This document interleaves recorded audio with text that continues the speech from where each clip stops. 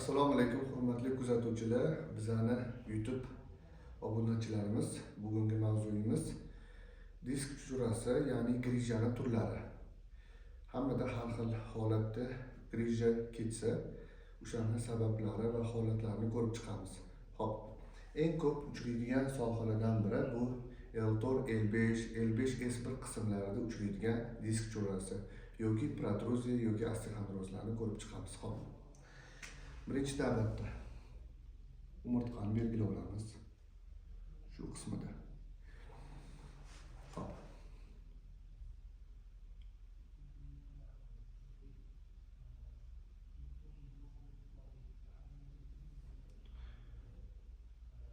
S1 ko'pchilikda uchraydigan S1 va L5 qismlarida grija uchraydi va L4, L3 qismlarida uchraydigan. Hop. Ko'pchilikda uchraydigan S1, L5, L4, L3 qismlarida uchraydigan disk tushirasi qaysi qismlariga og'riq beradi va qaysi holatlarda kuchli og'riq seziladi. Shularni ko'rib chiqamiz va qo'shimchasiga qaysi uy sharoitida qaysi mashqlarni, muolajalarni qilsa qulay va samarali va foydali bo'ladigan mashqlarni ko'rib chiqamiz. Xo'p. Birinchi navbatda ko'p holatlarda bel qismida, ya'ni dumg'aza bel qismida grija uchragandan keyin chap oyoqqa og'riq beradi. Agar sizlarda ham shunaqa holat bo'layotgan bo'lsa, bu video aynan siz uchun. Hop, ketdi. Masalan, L4, L5 qismida masalan 5 mmli grija bor. Bu yerda esa 4 mmli grija bor. Mana o'rtasini bo'lib qo'yamiz. Grija bor. Xo'p. Buni qatdan bilsa bo'ladi? Ko'pincha MRT holatlarini ko'rib chiqsanglar yoki doktor konsultatsiyasida bo'lsanglar, o'zlariga aytishadi. Masalan, yoki o'zingizlar ham MRT xulosasini ko'rsanglar, hammasi zaklучениясida yozib qo'yilgan bo'ladi. Sizda 4 mm yoki 5 mmli disk tushirasi bor deb aytishadi.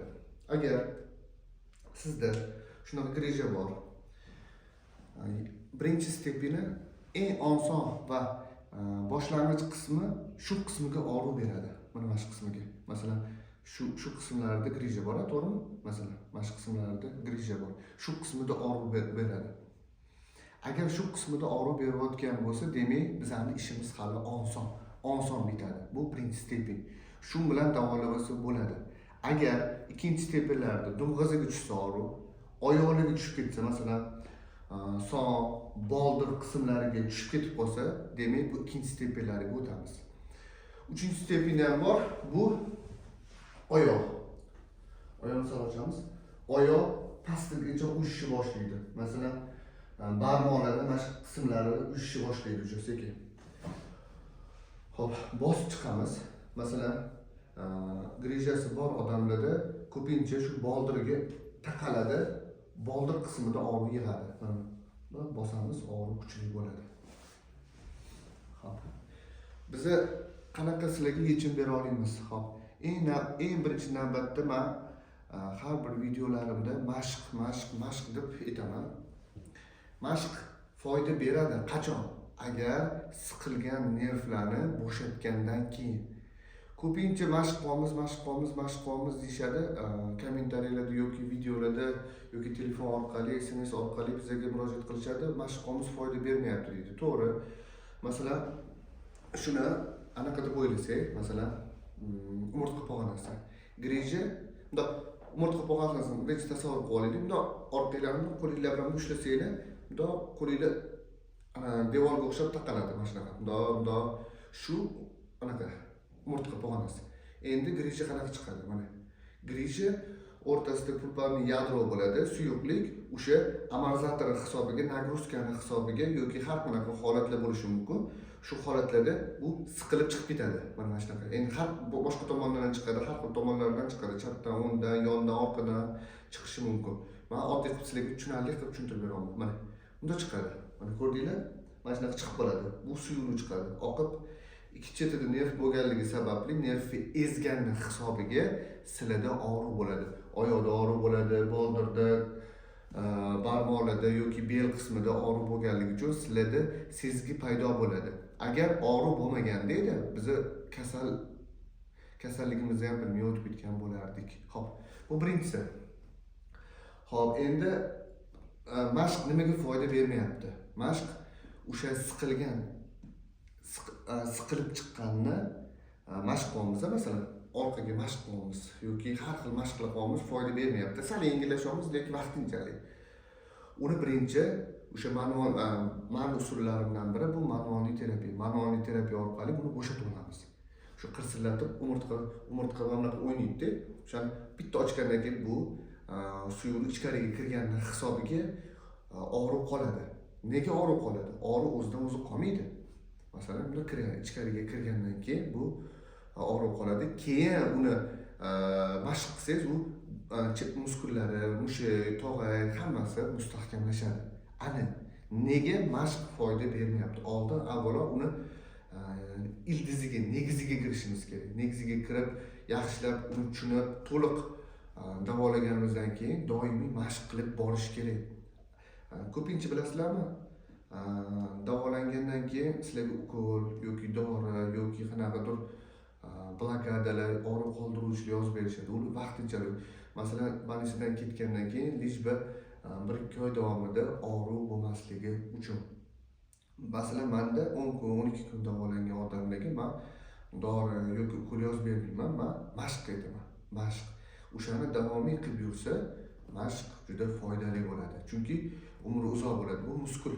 Mana sizlarga tushuntiraman. Bu umurtqa. Umurtqa deylik, tekis, to'g'rimi? Miyaga jon ketgan. Xo'p, bu umurtqa. Mana esa muskul bo'ladi. Mana muskul. Mana muskul. Bu muskul shu umurtqani ushlab turadi. Muskulidan iborat.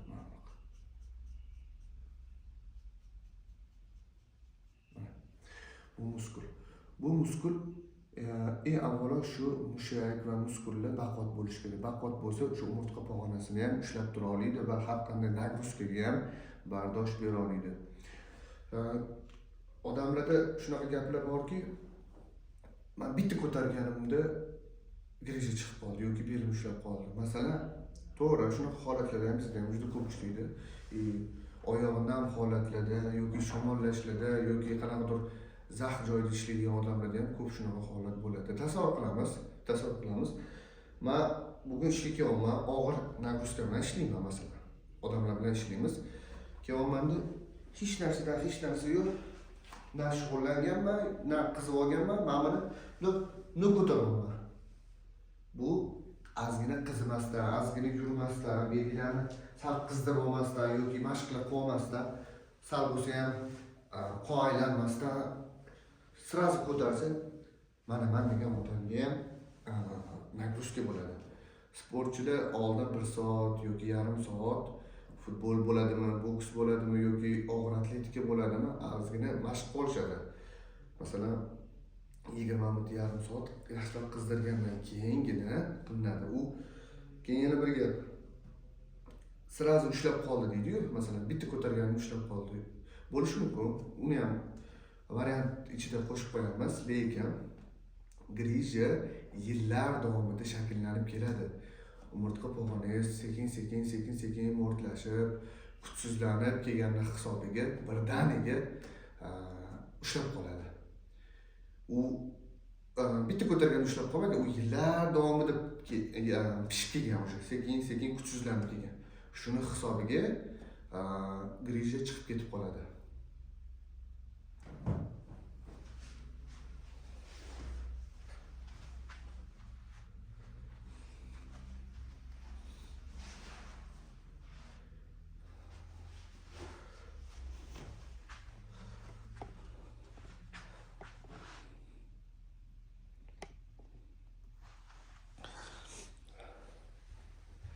Xo'p, ana endi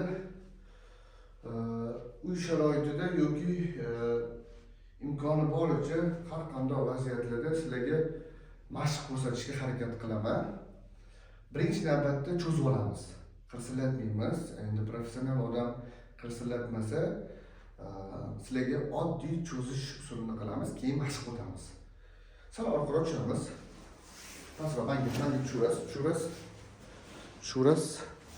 Yaxshi, yana tushir. Mana. Yana tushir. Mana shu holatda anaqa olamiz. Ikki olamiz. Oyoqni osiltirib qo'yamiz. Tashlab bo'sh qo'ying siz. Mana shuni tashlab qo'yamiz. Endi buni shu qismi uchun ko'rsataman. Mana shu aynan S1 dan L4 gacha yoki L5 gacha mana shu qismi uchun grijasi bor odam uchun birinchi navbatda cho'zish ko'rsatib beraman. Bo'sh ketdik. Ketdi. 1 2 3 4 5 6 7 8 9 10. Endi cho'zib turamiz. Prosta cho'zib turamiz. 1 2 3 4 5 6 7 8 9 10. Endi pastga 1 2 3 4 5 6 7 8 9 10. Endi oyog'imizni birlashtiramiz.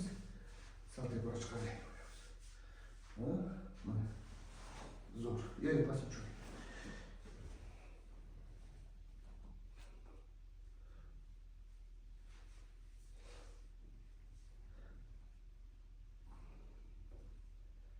Zo'r. Bo'ldi. Endi teproq chiqamiz. Xo'p, shu holatda ham 50% bel og'riyotgan odamniki cho'zilgani hisobiga qo'yib yuboradi. 10 kun davomida qilsanglar zo'r foyda bo'ladi. Birinchi cho'zamiz, keyin mashq qilamiz. Bunga yordamchi bo'lish kerak. Masalan, oyoqlarga shunaqa holatda o'tirib olamiz. Ketdik. 10 ta. 1 2 3 4 5 6 7 8 9 10. Bo'ldi, zo'r. Ko'rgan bo'lsanglar, biz faqat mana shu umurtqa pog'onasining chetidagi muskulga ishlaydi. Maqsad shu qismni baquvvat qilish. Agar shu baquvvat qilsak bo'ldi, kanal katta bo'ladi. Stenoz shu MRTda shu ko'p odamlarda hozir stenoz kanali toraygan. O'sha kanali toraygani hisobiga o'sha suyuv chiqib, o'sha nervni ezyapti. Maqsad shu kanalni katta qilish. Bu katta qilish uchun bizga shug'ullanish kerak. Xo'p, kuniga 10 ta podxod qilamiz. 10 ta podxod qilganimizdan keyin 1 minut dam olamiz va yana qilamiz. 1 minut dam olamiz, yana qilamiz. Birinchi navbatda yaxshilab qizib olamiz. Qizish uchun birinchi cho'zib olamiz. Обязательно bitta yordamchi kerak bo'ladi. Xo'p, 10 kun qilamiz.